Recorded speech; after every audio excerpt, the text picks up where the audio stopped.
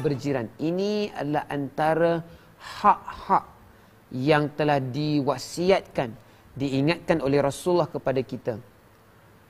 Sehingga Rasulullah SAW pernah bersabda bahawa Jibril alaihi salam ataupun malaikat Jibril sentiasa memperingatkan kepada aku tentang kepentingan menjaga hati jiran, sehingga aku beranggapan mungkin bila aku meninggal nanti, harta aku pun aku kena bagi kat jiran sikit. Kena wasiatkan harta kepada jiran. Maknanya, sedangkan tak wajib. Pembahagian harta pusaka ni hanya pada darah daging kita. Tapi Jibril ni duk peringatkan kepada Nabi, tolong jaga hak jiran, tolong jaga hak jiran, jagalah hak jiran. Ingatkan para sahabat menjaga hak jiran. Sehingga Nabi aku rasa macam jiran ni, bila aku meninggal nanti, aku kena bahagi harta pusaka kepada dia. Jadi begitu penting penekanan kita menjaga hak jiran kita. Khususnya kita yang duduk di Cyberjaya, di bandar-bandar di KL ni, kita duduk di apartmen, di kondo, sayang, 1000 kali sayang. Kita banyak jiran, satu level tu kadang-kadang 10 unit. Tapi tak pernah pun satu unit kita ziarahi. Ini saya cakap tentang saya lah. Tak pernah pun satu unit tu kita nak kenal nama dia, nama ahli keluarga dia. Atau kita bertukaran makanan, bertukaran minuman. Tapi kami buat, alhamdulillah, sebab duduk di Cyberjaya ni dah 4 tahun. So jiran-jiran kita kenal lah. Termasuklah Muslim yang bukan Muslim. Tapi jiran dekat Cyberjaya ni man, dia bertukar. Tiap 6 bulan bertukar. Sebab cyber kan, dia masuk keluar. Jadi tak apalah, kita every 6 months dapat jiran baru, dapat pahala baru. Alright. Okey, adab yang pertama, tidak menyinggung perasaan jiran dengan perkataan ataupun perbuatan kerana hukumnya ceteka. Hukumnya adalah haram, betul. Hukumnya adalah haram. Menyinggung perasaan jiran dengan perkataan maupun dengan perbuatan, hukumnya adalah haram. Nabi SAW bersabda, wallahi la yu'min, wallahi la yu'min, wallahi la yu'min. Nabi ulang 3 kali. Ini juga salah satu teknik PDP, pembelajaran dan pengajaran. Bila kita nak tekankan satu perkara yang penting, tolong ulang 3 kali. Bila nak tarbiyah anak, do not go out of the house after maghrib. Do not go out of the house after maghrib. Jangan keluar rumah lepas maghrib. Jangan keluar rumah lepas. Nak nasihat anak, ulang 3 kali. Nak tunjuk kepada anak penekanan kita tentang isu tersebut. Nabi pun sebut, wallahi, demi Allah tidak beriman seseorang itu. Demi Allah tidak beriman seseorang itu. Demi Allah tidak beriman seseorang itu. Kemudian para sahabat berkata, siapa ya Rasulullah? Siapa ya Rasulullah? Kemudian Nabi menjawab, alladzi la ya'manu jaruhu bawa'iqahu. Seseorang yang jirannya tidak merasa aman dari gangguannya. Allahu Akbar. Ini pun saya rasa kadang-kadang saya pun bersalah juga. Yalah, sebab bila kita duduk dekat apartmen kondo, kita level paling atas sekali, jadi kita buat bising. Jiran bawah bising, dia marah juga kadang-kadang. Lari-lari kan, bising-bising lepas pukul 10 kan. So banyak di kalangan kita mungkin, yalah, kalau duduk di rumah teres tu lain pula, parking kereta, blocking jalan dan sebagainya kan. Jadi kita kena jagalah benda. Yang keduanya, tidak mengganggu keluarga jirannya ataupun pembantunya. Maknanya pembantunya pada zaman tu kan ada hamba abdi. Jadi pembantunya juga tidak merosakkan barang-barang milik jiran. Alright. Saya pernah baca dalam kitab fiqah Anwarul Masalik, kita belajar, kalau kita hidup berjiran ni, punya ulama, contohnya Imam Zuhri mengatakan bahawa kita perlu jaga. Kalaulah kita duduk dalam rumah, kan dinding yang tengah tu kan kita share. Ni kalau rumah teres lah, geng-geng rumah banglo dia takkan faham lah kan. Jadi kalau geng-geng rumah teres ni, jadi dinding tengah tu dia share sebenarnya dengan jiran sebelah. Katalah unit sebelah kiri tu jiran dia, unit sebelah kanan jiran dia. So dinding tengah ni dia share. Dia kira share dengan jiran dia. Sehingga dalam kitab Anwarul Masalik karangan Imam Zuhri mengatakan, kalau kita nak tebuk dinding tu, katalah kita nak masukkan paku sekalipun dalam dinding tersebut, walaupun tu unit kita, tapi sebab dinding tu umpamanya kita share dengan jiran sebelah, kena minta izin dengan jiran.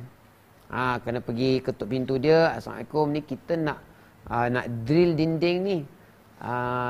We need your consent. Kita kalau boleh nak persetujuan awak, sebab dinding ni bukan saya punya sahaja. dinding ni kita kongsi bersama. Sampai tahap begitu, kita tidak mahu merosakkan benda yang hak milik jiran kita. Alright? Jadi hadisnya berbunyi, an Abi Hurairah radhiyallahu anhu qalu ya Rasulullah fulanatun tasumun nahara wa taqumul laila wa tu'dhi jiranaha qal hiya finnar. Seorang sahabat bertanya, para sahabat bertanya pada suatu hari, ya Rasulullah, kami nak tanya ni ya Rasulullah, ada seorang perempuan ni, dia di siang hari berpuasa, di malam hari dia sembahyang tahajud, tapi dia ni suka kacau jiran dia. Macam mana ni Rasulullah? Maka Rasulullah menjawab, hiya min ahlin nar. Maka sesungguhnya dia ni daripada kalangan ahli nar, ahli neraka. Walaupun mana hukukul ibad, dalam hidup ni ada dua hukuk, dua hak. Hak dengan Allah dengan hak sesama manusia. Dua-dua kena jaga. Tapi hak dengan Allah ni dia lebih mudah nak settle dengan hak dengan manusia. Kerana kalau saya mengumpat seseorang itu, tak cukup saya hanya bertaubat kepada Allah. Saya kena confront orang yang saya mengumpat itu dengan Mio, aku nak minta maaf ke engkau ni. Apa hal pula minta maaf? Aku ada mengumpat engkau. Jadi aku dah bertaubat dah, tapi dosa aku ni tergantung. Takkan diampunkan selagi mana aku tak minta maaf dengan engkau. Kau maafkan aku tak? Maafkan boleh, tapi beritahulah kau mengumpat apa kat aku. Janganlah tanya macam tu pula kan. Kau maafkan sudahlah. Kan? So something like that. Alright, tapi kalau gentleman cakap lah apa kau cakap belakang aku kan. Mengumpat pandai kan. So confront tak wani pula. Jadi maknanya saya nak bagi tahu di sini, hukukullah tu mudah lagi disettle berbanding dengan hukukul ibad. Hukukul ibad ni hutang, kalau kita pernah mengupat, menipu, merampas harta dan sebagainya, dia tak cukup dengan bertaubat kepada Allah. Kena kasih settle antara manusia. Alright. Adab yang ketiga dalam adab berjiran, berziarah ke rumah jiran pada setiap jangka waktu tertentu. Sabda Rasulullah sallallahu alaihi wasallam, zur ghibban tazdad hubban. Artinya, berkunjunglah pada setiap jangka waktu tertentu, nescaya akan bertambahlah rasa kecintaan di antara sesamamu. Jadi kalau kita ada jiran, kita bolehlah set sekali-sekala, sebulan sekali ke, sebulan 2 kali, ziarah jiran kita. Kan bukan, dia tak payah ziarah duduk sampai 3 jam, 2 jam, sejam, setengah jam datang. Hi, hello, tanya khabar, duduk. Kan? Eratkan silaturahim, beritahu hal ehwal keluarga dia, hal ehwal dia, kewangan dia, mana tahu kita boleh bantu. Maka kita bantu dia. Alright? Yang keempat, tidak membiarkan jiran kita dalam keadaan lapar. Berilah makanan untuknya sesuai kemampuan. Alright? Kemudian sebab Rasulullah sallallahu alaihi wasallam bersabda, laisal muslim alladhi yashba' wa jaruhu ja'i'un ila jambihi. Maksudnya, bukanlah termasuk seorang muslim yang baik. Bukanlah termasuk seorang muslim yang baik jika dia membiarkan jirannya dalam keadaan lapar sedangkan dirinya berada dalam keadaan kenyang. So kita, ini bukan kerja orang kata kerja YB kan. YB nak kena tahu ni siapa geng-geng miskin kat sini, kita nak tolong apa tak. Kita sesama kita tak perlu tunggu kerajaan, tak perlu tunggu YB turun padang nak settlekan masalah jiran-jiran kita. Kita sesama sendiri, ada rukun tetangga kan. Kita tanya satu sama lain. Siapa yang hilang pekerjaan, siapa yang ada masalah. Mungkin kita boleh buat crowdfunding, boleh buat derma kilat dan sebagainya. Kerana macam saya sebut tadi, Jibril alaihissalam sentiasa mewasiatkan pentingnya menjaga hak jiran. Sehingga Rasulullah ingat, kalau aku mati nanti harta pusaka pun kena bagi kat jiran. Punya, kena jaga hak jiran. Alright, kemudian Rasulullah SAW juga pernah bersabda, ya Aba Zarrin, wahai Abu Zar, idza tabakhta maraqatan fa'akthir ma'aha wa ta'ahad jiranak. Wa ta'ahad jiranaka. Wahai Abu Zar, bila kamu masak kuah, bila kamu masak sup, maka tambahlah airnya. Supaya apa? Wa ta'ahad jiranaka, dan saling berbahagilah dengan jiran-jiran kamu. Maknanya, macam jiran ni ahli keluarga kita lah. Mana kalau portion isteri kita nak masak tu, biasanya isteri kita akan tengok portion kan. Okey, ni untuk suami sikit, untuk anak, untuk mak sikit dah. Cukup banyak tu. Tapi Rasulullah kata kepada Abu Zar, masak lebih. Sebab jiran kamu pun kira macam keluarga. So kalau ada, bukan kalau ada, kalau boleh masak portion, dah tahu. Tapi set lah dengan jiran siap-siap. Korang, kita orang apa nak hantar sikit makanan malam ni. So korang tak payahlah masak apa-apa. Kan? So kita masak apa? Spaghetti aglio olio. Dengan pizza. Pizza apa man? Kita favourite pepperoni chicken pizza. Kan? So hari ni pun, lupa nak bagi tahu. Hari ni, sarapan kita ditaja oleh O Sandwich. O Sandwich ni macam O'Brien lah man.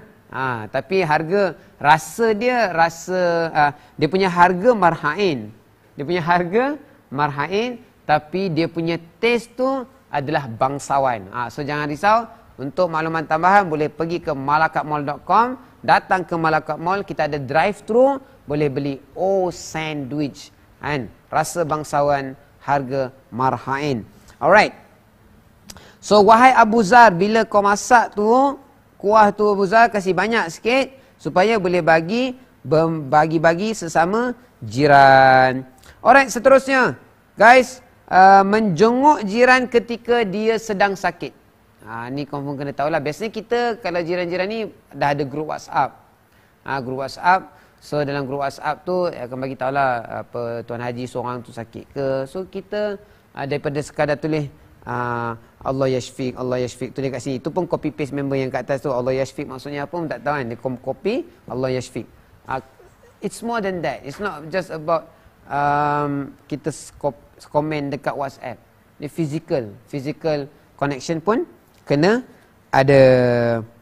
Seterusnya, menjaga kehormatan tetangga kerana hukumnya adalah wajib. Menjaga kehormatan jiran kerana hukumnya adalah wajib berdasarkan sabda Rasulullah SAW, hurmatul jari 'alal jari ka hurmati ummihi. Wa qala Rasulullah sallallahu alaihi wasallam, ma zala Jibrilu yusini bil jari hatta dhanantu annahu sayuwarrithuhu. Wow. Artinya, kehormatan tetangga kehormatan jiran atas jirannya yang lain adalah seperti kehormatan ibunya. Maknanya macam mana kita sebagai seorang anak memastikan kemuliaan, kehormatan mak kita tidak tercalar dan tak tercemar. Begitu juga dengan kehormatan dan kemuliaan jiran kita, kita mau kasih jaga supaya ia tidak tercalar dan tercemar. Dan yang macam saya sebutkan tadi di awal rancangan, malaikat Jibril selalu berwasiat kepadaku untuk menjaga jiran sampai aku menganggap sesungguhnya jiran akan mendapat harta warisan. Ya. Alright, jadi ini bukan perkara yang kita boleh pandang ringan. Kadang-kadang dan jiran ni, what is the definition of jiran? Kalau menurut Maulana Zakaria Al-Kandahlawi, 40 rumah ke kanan, 40 rumah ke kiri, 40 rumah ke depan, 40 rumah ke belakang, itu semua jiran. Bukan kira rumah sebelah. Rumah aku nombor 16, jadi rumah nombor 15, 17, depan belakang tu je jiran aku, tak. Ataupun only that street, that particular street, jalan nombor 10 tu jiran kita, tak. 40 rumah ke kanan, 40 rumah ke kiri, wow.